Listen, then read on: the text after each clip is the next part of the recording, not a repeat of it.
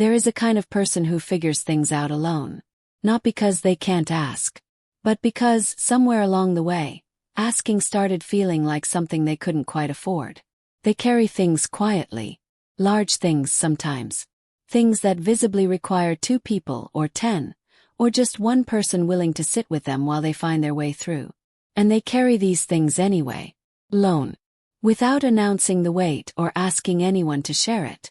And from the outside this looks like strength. From the inside it's something more complicated. Because the person who never asks for help isn't always doing it from confidence. Often they're doing it from a much older decision. One made in a context they may barely remember, in response to something they never fully named. A decision that said, needing people is something I cannot afford to do. And that decision has been running ever since. There's a tell if you know what to look for. And here's what's interesting. It's not the not asking. It's what happens when someone offers. Watch the next time someone in this pattern is offered help. Before they've even checked whether they actually need it, before the question has been genuinely considered, the answer is already coming out. I'm fine. I've got it. Don't worry about me. Not a decision. Reflex. And reflexes of that speed and that certainty don't come from values. They come from conditioning. Psychologists studying avoidant attachment, first outlined in John Bowlby's foundational work and later refined by researchers like Mary Ainsworth, describe a specific developmental pattern. In early environments where expressing attachment needs produced inconsistent, absent, or negative responses, some children develop a strategy. Suppress the need. Not because the need disappears, but because expressing it costs more than staying quiet. Those children become adults who are extraordinarily self-reliant. Adults who are good in a crisis, capable under pressure, difficult to rattle. Adults who never ask for help, not because they've never needed it, but because they trained themselves very early to route around the asking. No one told you that you weren't allowed to be weak. They didn't have to. You saw what happened when you were. The room shifted. Energy changed. Someone was disappointed or uncomfortable or absent. So you learned. I've written about what we learn in rooms like that. And what it takes to unlearn it. Link in the description and first pinned comment. Julian Rotter's research on locus of control, the degree to which people believe outcomes are shaped by their own actions versus external forces, offers another lens on this pattern. People who grow up in environments where external support is unreliable often develop a heavily internalized locus of control. The logic is adaptive. If I can't count on others to come through, I need to make sure I can come through for myself.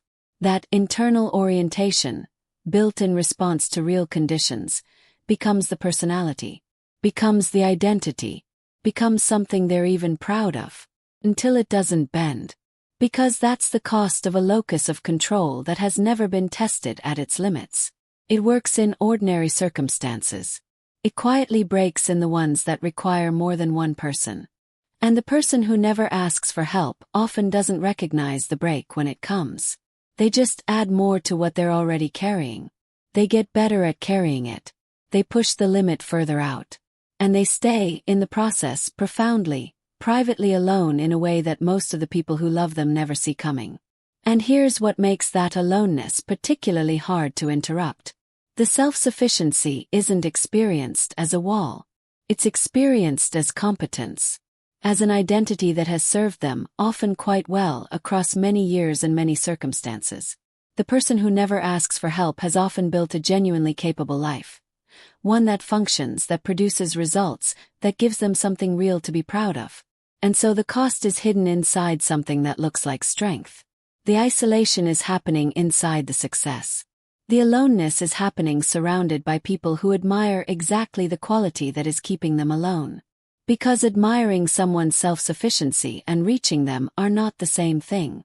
You can appreciate the capability without ever getting close to the person behind it. You can respect the strength without ever accessing the interior it's protecting. And the person who never asks for help, who has made themselves over many years genuinely difficult to reach, often arrives at a point where they realize that no one really knows them. Not completely. Not the version that sometimes can't handle it, that sometimes needs something, that has a weight that doesn't appear on the outside. That realization tends to arrive quietly. Not in a crisis, just in an ordinary moment of looking around at a life that functions very well, and feeling briefly and specifically invisible. And there's something else, something you feel but can't always explain, that lives at the center of this pattern. It isn't just that asking feels uncomfortable. It's that being helped feels wrong in a way that's hard to articulate. Like it shifts something. Like accepting support means you owe something now, or that you've revealed a crack they might use against you later, or that you've become, somehow, less than you were before they offered. Social support research consistently shows that receiving help is as psychologically necessary as giving it. The nervous system is built for co-regulation, for shared load-bearing, for connection that moves in both directions. When receiving is blocked, when it becomes structurally unavailable because someone has built their entire identity around not needing it, something compensates in ways that accumulate slowly. The sense of isolation deepens. The autonomic load increases. And relationships, starved of the vulnerability that allows them to deepen, stay permanently on the surface. The person who never asks for help is often, precisely because of that, also the person whose relationships never quite get close enough. Not because they're unlovable, because they've made it impossible for anyone to actually reach them. And here's what that's really about. Independence, as a genuine value, as a chosen orientation, is real and worth protecting. But when independence is non-negotiable, when it doesn't bend even in the moments where bending is the only honest response, when the idea of asking feels not just uncomfortable but genuinely threatening, then it is no longer a value. It's a wall. And walls don't discriminate. They keep out what's dangerous. They also keep out what's needed. The person who never asks for help hasn't chosen self-sufficiency. They've chosen safety. And at some point, quietly, without a clear moment they could point to, those two things stop being the same. Something shifts when you finally name it. When you stop calling it just how I am, and start seeing it as something that happened to you. Something you adapted to. Something that made sense then, but costs more now than it's worth. That shift is quiet, but it's real. I've written about what comes after it. Link in the description. And in the first pinned comment. I want to ask you something directly. Think about the last time you were genuinely in over your head. Not managing it. Not almost fine. Actually drowning in something, even a little. Who did you tell? And if the answer is no one, sit with the question underneath that. Not why didn't I ask? But what did you imagine would happen if you did? What do you picture, exactly, when you let yourself imagine asking for help and actually receiving it?